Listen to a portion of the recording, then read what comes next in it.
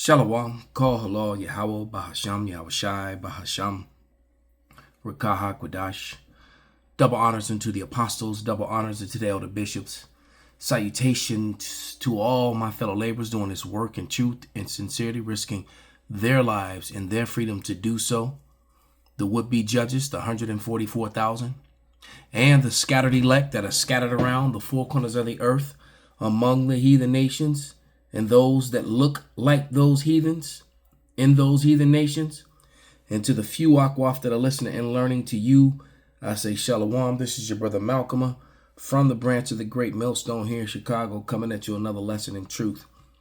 And the Lord is coming back to gather up his precious elect that are scattered around the four corners of the earth, right? So all of them are not going to look so-called black. This is not a black thing, all right? I'm going to play, well, actually, I'm going to read this scripture first. This is Jeremiah 49:7. Concerning Edom, thus saith Yahweh of hosts, is wisdom no more in Teman? Is counsel perished from the prudent? Is their wisdom vanished? So we're going to listen to Robert Kiyosaki here speak about them and the downfall of America and, and all the lies that was propagated that led to some of this downfall. All right, all these false events every so many years, they create a false event, a false war, and the false pretenses waste a whole lot of money, and a whole lot of people die so that a few people can live deliciously and make, money. And the military complex here in America is big money.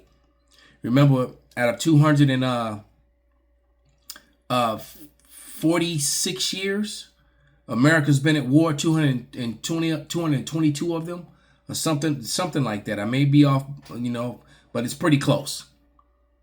All right, because there's money in war, and that's how they make war. So, without any further ado, we're gonna let Robert Kiyosaki and a couple of his mates speak on the foolishness of Esau, Edom, and the so-called white man, and how these stupid men, where there's no more wisdom left in them, are driving their own world into the ground. Nobody's doing it but them. They're doing it to themselves. All right. And remember, it's the Lord that's guiding them.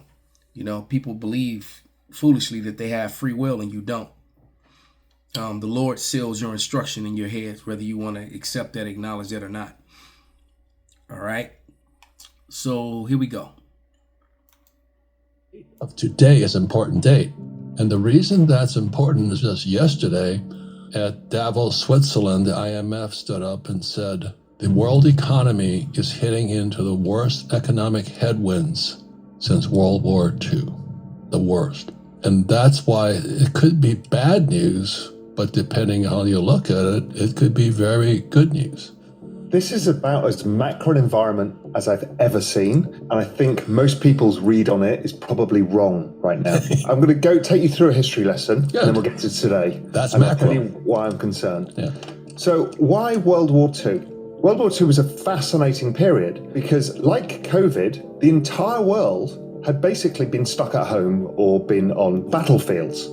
Everyone came back. There was no supply of commodities and goods. Global supply chains were broken, and everybody came back and started consuming again. And guess what? Inflation went up to 13% or something. If you want to quit your job and build your own business, would you rather start with something brand new? Or trying to build a business in a burning building. And Dumbass. that period was fascinating because interest rates went up, and the first thing that happened was the economy went straight back into recession and inflation went negative. Because it was a massive tightening of monetary conditions. You raised the cost of goods on people and didn't raise their salaries enough. People couldn't get the goods that they wanted, exactly like now, and everything collapsed. So we went back into recession, and then eventually some better times. And I'll come back into the 1940s and 50s because I think it's a really important parallel that most people misunderstand. The next time we saw anything remotely like this was 1974. A lot of people tell you it's the 70s again, inflation. Well, the inflation episode we had in the late 70s was driven by demographics. That was the baby boomers entering the workforce all at the same time. It was the largest demand shock the world had ever seen. And we had a supply shock of this oil crisis of the Arab oil embargo. That's not repeating now. What is actually more similar is 1974. 1974 was the Arab oil embargo. The price of oil tripled. and interest rates went up, inflation shot up, and the immediate effect was the economy went down the toilet. Almost do not pass go. The stock market fell 50%, and the ISM survey, which is a good guide to the business cycle, anytime it crosses below 50, suggests the economy is getting weak. A recession comes. So what this is showing you is that fractional reserve banking does not work. And that's ultimately the point that they're getting to. All right. But here we go. At about 47, it hit 30, which was the lowest in all history. And it happened in a space of 4 months, based on exactly the same kind of setup we've got now. You're saying that the 70s are now pretty close? Yes, and inflation fell in 1974 afterwards. People are still thinking inflation goes on forever. It did not, and it did not in the 1940s either. Then the next one up is 1984. We saw an issue where global trade, there was a huge amount of trade disputes. The dollar was pretty strong, like it is now. Interest rates were going up, and inflation was high. And everybody was fearing, looking back and saying, oh, we don't want the early 80s, late 70s again, the inflation. So Volcker was tightening rates too much, and the economy collapsed. It didn't go to recession because the Fed quickly started cutting rates, but the dollar went up a lot more and created a lot more problems. We ended up with the Plaza Accord in 1985, when everybody had to stop the dollar going up from destroying the global economy. So then the next time we see something similar was 2008. If you remember, the oil price was at $147. Inflation was 6%. The Fed had been cutting into that because the economy was imploding. 2018, exactly the same. Oil prices high, inflation high. The Fed were hiking rates, trying to tighten the balance sheet. And what happened is the economy rolled over really quickly again. Okay, so what's going on here? Why does this phenomena keep happening? Everyone extrapolates inflation out forever. What? And you know, they have that saying that the definition of insanity is doing the same thing over and over again, but expecting a different result. And that is insanity. And there is no wisdom left in teaming. But look, just a little bit more. What actually happens is that consumption falls because we've tightened monetary conditions. So tightening monetary conditions to ordinary people means the cost of your mortgage has gone up at the fastest pace in history. Over a 1 year period, mortgage rates have never risen this fast. So any money you've borrowed has suddenly got much more expensive. Your wages haven't kept up with the cost of just basic services like food. So you're actually feeling poorer. So you can't consume as much, and you start not consuming other things. People overextended on housing because they rushed into housing and rates have gone up for them. Also, just the rise in things like the cost of oil has meant that, gas prices, all of this stuff. And then the rise in the dollar, which is a monetary tightening. All of these things get together would suggest that the ISM is going back to 30, which is... So when you think about it, what that means is, Joe Salente said it 1,000 times. When all else fails, they take you to war. That's why coming out of 1989, going into the 90s, the plans of going into Iraq, Iran, and that, the whole made up axis of evil. And the reason was because those nations were trying to hold out and not use the banking system, which they saw failing and making, rich people richer and poor people poor, which basically destroys a country over time. Why? Because there's no wisdom left in these people, and they're just greedy. All right. That brings to mind. So I thought what I was looking for was going to come a lot sooner, but it's all through the Spirit. I'm pretty sure it's coming up, but let me grab this scripture real quick. This is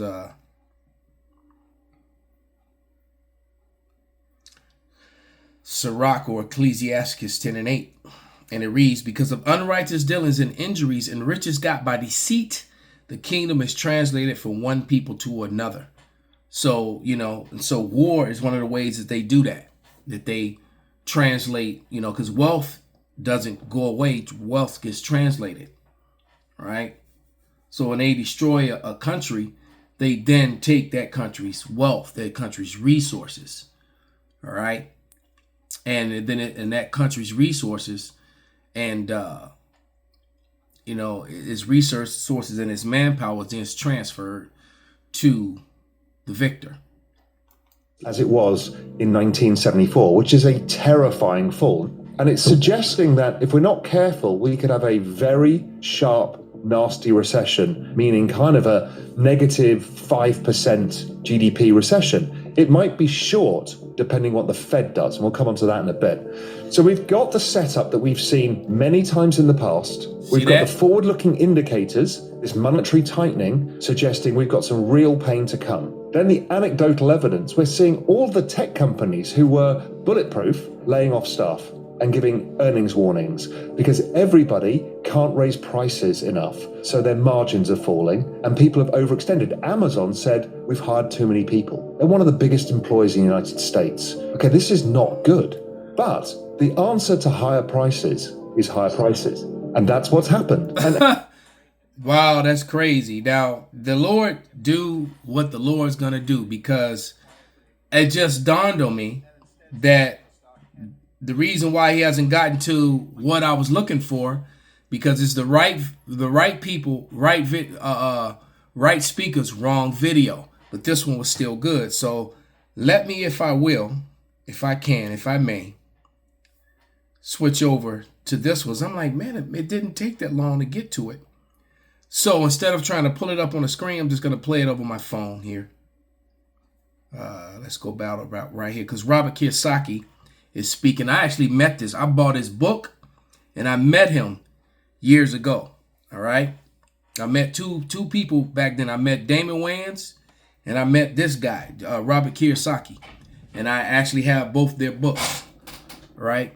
You know, Damon Wayans was a pretty cool dude, too. He was pretty down to earth, you know. But let me see.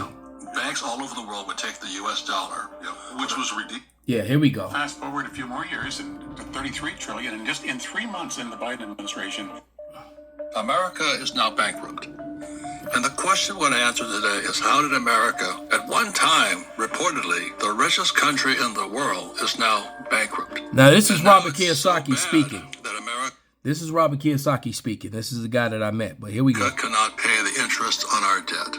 To understand that, we have to have 3 old guys today here, because we've seen it happen over all See, these same 3 years. guys. See it So coming. Salakia. The question is, what does that mean? That'd be like you saying, oh, I took out 10-second mortgages on my house, but now my job at McDonald's doesn't cover the mortgage payments. What does that mean?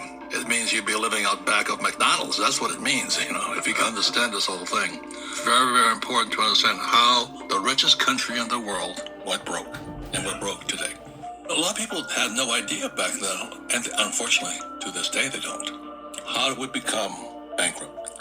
How is it that we owe $1 trillion in interest payments, and we don't collect that much? On top of that, we owe Social Security, Medicare, and the biggest asset in America today is Now, we owe, now think about it, what he just said. $1 trillion, all right, owed in interest on the loan. That's not even the debt. That's just the interest on the debt.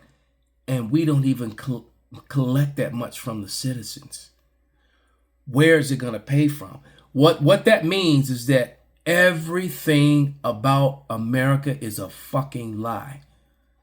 The whole, you got great credit. How the fuck does anybody have great credit when the country's in debt in that matter? When the people who are judging you by your credit can't pay their payments, can't pay. Come on, man. It's all a game. All right? Like George Collins said, it's one big club and you're not a part of it. All right? But how are you going to judge someone by their credit score when your government and the very people that are judging you can't pay their debts? All right? What's their credit score like while they're judging yours? all the entitlements that are out there are far more than the national debt that we have. Correct. It's even bigger than when we hear the national debt just hit $33 trillion. It's maybe more like $200 trillion is the real number. Wow. And we don't even collect $1 trillion. So how are you going to pay that? Well, I can remember in 1976 when the national debt was approaching $1 trillion and everybody was up in arms saying, well, we can't stand $1 trillion national debt. The country will go down the drain. And fast forward a few more years and to 33 trillion, and just in 3 months in the Biden administration, they added over 1 trillion to the national debt. So it took us 200. Yeah, in 3 months, it took us 200 years to get to the first trillion. Biden was able to add another trillion to the 33 that we have now. Ooh, in 3 Biden months. is the biggest Joe, fuck and all up you liberal ever. college professors out there. And I told my kids one day, I said, no matter what else I do in life, the one thing I've been forced to become an expert on is government lying. Because think about how it's corresponded with our whole lives. There was the Kennedy assassination. There was the Gulf of Tonkin incident that didn't really happen. There was the Pentagon Papers. The problem is, a lot of people listening have no idea what you're talking about. I know, but we're going to get up to things like the missing weapons of mass destruction. Oh, so let's talk about it. He mentioned the Gulf of Tonkin, which never happened. For those of you who don't know, that's what entered America into the Vietnam conflict, which 55,000 American soldiers died. God knows how many Vietnamese died as a result of that. All right. Then the missing weapons of mass destruction, which didn't exist. All right. And then the Kennedy assassination, which was an inside job, and it's not a conspiracy. And the crazy thing is that the people who created that term conspiracy, when they got caught, when people started questioning them, they started calling, "Oh, you're just a conspiracy theorist." And it turns out that they did exactly what the conspirators, the newly labeled conspirators, accused them of. They actually murdered the sitting president. And I keep saying, I won't stop saying it. Everybody that's involved with the CIA from that time, that got hired by any of those people who were in charge at that time should have all been fired, man. All right. And then they sealed the records where you couldn't open it up. I think they actually unsealed those records maybe about a year or two ago, which ensured that everybody that was involved was old, dead, and gone and collected their pensions already. Yeah. Think about that one. But these people, they lie and they lie and they lie, and they put your safety and your well-being in a dire situation, in jeopardy by doing so. This is Job 13:4. But ye are forgers of lies, you are all physicians of no value. So like the scripture says that Babylon cannot be healed. We would have healed Babylon. All right. So now let me go to the next video, because I kind of, that first video. Let's go to this one now. Because right as America's collapsing, the messengers, the angels, are making themselves known. So I'm gonna play this video from the beloved brother here, GMS, Get This Work, and the video of what the soldier that was uploading the videos about the aliens, which we know are the angels of the Most High, these orbs, all right, versus the drones. All right. So he's going to give you the real skinny what's going on. All right. They didn't create a space force for nothing. And then the rest of the military is going to back up this space force. And you're going to finally get then there was war in heaven. That's talking about above in our skies, above us. How birds fly through the heavens. Yeah, planes fly through the heavens. And that's where the war in heaven is going to be. Not an actual heaven, morons. But here we go.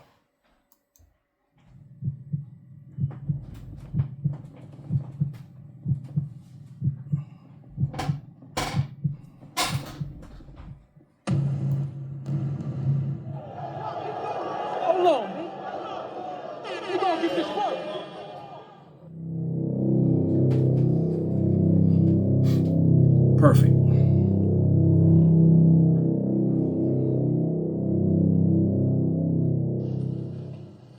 What's on TikTok? I'm back with another video. I will be speaking about the drones. All right, as you know, I'm in the army, the military, whatever you're gonna call it. Look, we are launching the drones up in the sky as of right now in New Jersey and stuff, in Texas, everywhere. Like, y'all don't gotta be afraid. Them are man-made drones. And we're doing the launching or whatever. Now, what you do have to be concerned of, my bad, my eye, but is the orbs that's inside the sky that y'all see that's glowing and stuff, that's shooting down the drones and all that. That's not a part of us. Them are actually real life aliens. Like, aliens do exist. They're above and they're below us. Yeah. See, so they're allowing the military to speak about it now. He's telling you that aliens do exist, but we know that they're not aliens. Those are the angels. All right. And when he's saying below is when they go into the sea and stuff like that. All right. And Michael and his angels are getting ready to fight Satan and his angels. Satan meaning the adversary, human adversary. They're going to fight in the heavens. All right. And that's written in 2nd Ezra. All right. So this is a curse that goeth forth over the whole earth. But let's let them speak a little bit more. Yes, they do exist. And 2025 there will be a lot more of exposing the truth. I can't say the reason why, but because it's already out here, so I can speak on this. Aliens are real, and we will have to evacuate sooner than later. But just be careful. Keep looking up in the sky at night. They only come at night. They will only come at night. And that's not true, because we've recorded them during the daytime. They show up in the daytime too. All right. I've seen them and recorded them myself in the daytime. I don't know the reason. I just know it's been. Well, let me give him the reason. All right. This is Amos 9:8. And it reads, behold, the eyes of the Lord power are upon the sinful kingdom, and I will destroy it off the face of the earth. Save I will not utterly destroy the house of Jacob, saith Yahweh. So the Lord is watching the sinful kingdom. All right. They've put their hands on the apple of his eye.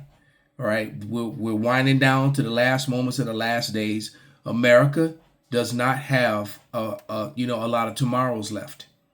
And I almost want to laugh at people when they start talking about, 5 years from now and 10 years from now, 2 years from now. If you believe that, you really are unlearned, you have no faith, or you just plain stupid. All right. Here you have the military admitting that they're fighting aliens, but it's not aliens. All right. And it's going to come out more and more. Here we go. Investigated. Aliens are real.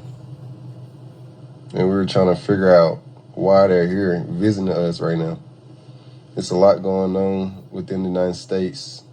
It's a lot of everything, but they're real. Be careful. Watch out. I